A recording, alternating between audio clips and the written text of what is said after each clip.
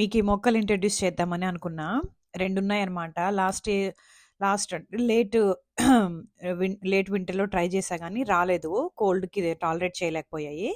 Brussels sprouts అంటారనమాట. So, ఇట్లుంటాయి. ఇవి cabbage ఫ్యామిలీకి చెందినవి. చాలా మంచిదండి. మనం రైస్‌కి బదులు వీటిని ఇట్లా బ్రసెల్స్ స్ప్రౌట్స్‌ని ఫ్రై లాగా డిఫరెంట్ టైప్స్‌లో కుక్ చేయొచ్చనమాట. వాటిని తింటే ఏందంటే హై ఇన్ మినరల్స్, వైటమిన్స్ అవన్నీ ఉంటాయి. Very, very low in carbs అనమాట. సో, ఇట్లా ఉంటాయి. ప్లాంట్స్‌కి ఇప్పుడు ఈ ఆకుల మధ్యలో ఉన్నాయి గదా! ఆ ఆకుల పైన ఇట్లా మొగ్గల్లాగా వస్తాయన్నమాట. ఇప్పుడే స్టార్ట్ అయ్యాయి దీనికి. ఇట్లా వచ్చి పెరుగుతాయి. ఇది క్యాబేజ్, ఈ కాలీఫ్లవర్ ఇట్లాంటివి ఉంటాయి గదా! బ్రాసికా ఫ్యామిలీకి చెందిందనమాట.